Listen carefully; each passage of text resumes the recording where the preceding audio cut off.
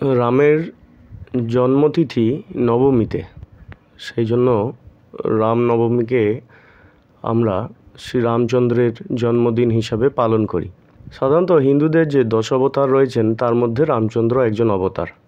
এই যুগের বিখ্যাত আচার্য স্বামী বিবেকানন্দ বলছেন যে তিনি প্রাচীন বীর যুগের আদর্শ, সত্যপরায়ণ, নীতির সাকার মূর্তি, আদর্শ তনয়, আদর্শ পতি, আদর্শ পিতা, সর্বোপরি আদর্শ রাজা রামচন্দ্রের চরিত্র অঙ্কন করিয়া মহর্ষি বাল্মীকি আমাদের সম্মুখে স্থাপন করিয়াছেন। এটা স্বামীজির উক্তি। বর্তমানকালে রামের আমরা পুজো করি, কিন্তু রামের সম্পর্কে আমাদের ঠিক সেরকমভাবে সম্যকভাবে জানার অবকাশ খুবই কম। পাঠ্যপুস্তকগুলোতেও তো তেমন কিছু থাকে না। এবং তিনি অবতরণ করেছিলেন মানুষের উদ্ধারকল্পে, যেরকম বিভিন্ন অবতাররা মানুষের জন্য বিভিন্ন সময় এসেছেন তাদের আধ্যাত্মিক, নৈতিক, ইহজাগতিক সমস্যা সমাধানের জন্য। তিনিও প্রাচীন যুগের সেই আদর্শ। তিনি অবতার, আমি বলছি না। শ্রী শ্রী রামকৃষ্ণদেব বলছেন রামচন্দ্র অবতার। সবাই কি তা বুঝতে পারে? 12 জন ঋষি রামকে বুঝতে পেরেছিলেন যে তিনি পূর্ণ ব্রহ্ম, সাক্ষাৎ নারায়ণ। অনেকে মনে করেছিল দশরথের বেটা। সবাই কি তা ধরতে পারে? যার যেরকম অভিরুচি। আমরা আমাদের মনের গণ্ডি দিয়ে তো সবসময় মাপি। মনটা যতটা যার শুদ্ধ, সে সেই রকমভাবে জগৎটাকে দেখে, সেই বস্তুগুলোকে তার কাছে তেমনভাবে প্রতিভাত হয়। তো রামচন্দ্র অবতার। কী অর্থে অবতার? একটা সামান্য উদাহরণ দিলেই ঘটনাটা পরিষ্কার হয়ে যাবে। বালক যুবরাজ থেকে পরের দিন রাজা হিসাবে তাকে ঘোষণা করা হবে। রামচন্দ্র রাজা হবে পরের দিন। সব ঠিকঠাক। আগের দিন রাত্রেবেলায় তিনি জানতে পারলেন পিতার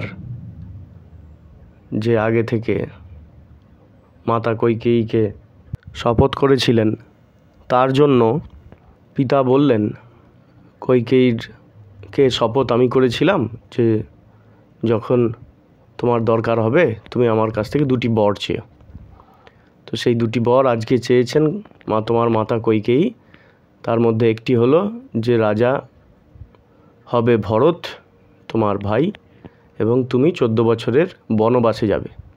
কিন্তু আমি তাকে শপথ করেছিলাম তুমি করো না, তুমি আমাকে বলপূর্বক কারাগারে বদ্ধ করে রাজা হও, আমি এতে সম্পূর্ণ সহমত। আদর্শ পুত্র তিনি বললেন আপনার যে সত্য প্রতিজ্ঞা তা আমি যদি লঙ্ঘন করি তাহলে তো সেই পাপ আপনার উপরেও বর্তাবে এবং আমাদের উপরেও বর্তাবে। প্রাচীনকাল থেকে এই যে প্রবাদ চলে আসছে, রঘুকুল রীতি সদা চলি আই, প্রাণ যাই পর বচন না যাই। রঘুকুলের এই প্রাচীন রীতি সদা চলে আসছে। কি? প্রাণ চলে যায় কিন্তু কখনো প্রতিজ্ঞা, বচন ভঙ্গ হয় না। তিনি পরের দিন রাজা হবেন, তার মনে কোনো ক্ষোভ নেই, তার মনে কোনো দুঃখ নেই। তিনি 14 বছরের জন্য বনে চলে গেলেন। লক্ষণ একটু বললেন যে বলুন আপনি। মাতা কৌশল্যাও খুব বিমর্ষ হয়ে পড়েছেন, কিন্তু রামের মনে কোনো বিকার নেই।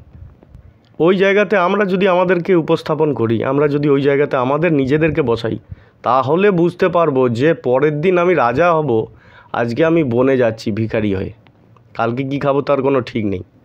আমরা যদি সেই পরিস্থিতিতে বসাই তবে বুঝতে পারবো যে তিনি কী জন্য মহাপুরুষ। আমরা সাধারণত দূর থেকে দেখি তো, ফলে বোঝা যায় না কতটা আঁচ গায়ে লাগে। ঠাকুর বলছেন যে তিনি অবতার। তো একজন অবতার যখন আরেকজন অবতারকে সার্টিফিকেট দিচ্ছেন, তার থেকে বড় আর সার্টিফিকেট মনে হয় না আর কিছু আছে। আর একটা কথা, আদর্শ পতি সর্বদা সীতামায়ের জন্য চিন্তা করেছেন। সীতামাকে যখন বললেন যে তুমি বনে কষ্ট হবে, এখানে থাকো, মা বললেন পতির চরণই তার সর্বশ্রেষ্ঠ জায়গা, সেখানেই তিনি থাকবেন যেখানে রামচন্দ্র থাকবেন। উনি নিয়ে গেলেন। যখন রাবণ হরণ করে নিয়ে গেলেন তিনি শোকে কাঁদছেন, আকুল হয়ে কাঁদছেন। ভগবান তিনি জানেন যে তিনি সাক্ষাৎ কি। তিনি জঙ্গলের গাছেদের কাছে জিজ্ঞাসা করছেন সীতা কোথায়। ঘটনাটা একটা আছে, মনে পড়ে গেল। তো দেওয়ানজি, ক্ষেত্রী দেওয়ানজির কাছে রয়েছেন স্বামীজি। বলরাম বাবুর শরীর গেছে। বলরাম বাবু হচ্ছেন ঠাকুরের একজন গৃহী ভক্ত, খুব বড় মহাপুরুষ। তো বলরাম বাবুর শরীর গেছেন স্বামীজির কাছে, পত্র দ্বারা সংবাদ গেছে। স্বামীজি হাউ হাউ করে কাঁদছেন। তো দেওয়ানজি বলছেন আপনি সন্ন্যাসী, আপনি নির্বিকার মায়া রহিত, আপনি কাঁদছেন কেন? তো স্বামীজি বলছেন সন্ন্যাসী হয়েছি বলে কি হৃদয়টা বিসর্জন দিয়েছি? তো সে অবতারই হোক আর ভগবানই হোক, হৃদয় তো বিসর্জন দেওয়া যায় না। মা সীতাকে ছাড়া তিনি কখনো কি কিছু চিন্তা করেছেন? আমরা অনেক সময় বলি যে তিনি অনেক কিছু অহিত করেছেন মায়ের জন্য। প্রজানুরঞ্জনাথ রাজা, সর্বোপরি রাজার কর্তব্য। তিনি তার নিজের জীবন ত্যাগ করেছেন। আমরা ভাবি না যে তার কত বড় ত্যাগ, আমরা ভাবি না যে তিনি কত বড় স্যাক্রিফাইস করেছেন। নিজের জীবন, নিজের হৃদয় ত্যাগ করে দিয়েছেন প্রজাদের মঙ্গলের জন্য। প্রজারা যখন ভাবল, এইখানে রাম নামে একটা লাইন আছে, সীতা আলিঙ্গন নিবৃত রাম। যখন ওখান থেকে লঙ্কা থেকে সীতাকে উদ্ধার করা হলো, মা সীতা যখন উদ্ধার করা হলো, তখন রাজা রামচন্দ্র মাকে আলিঙ্গন করেননি, মাকে কাছে টেনে নেননি।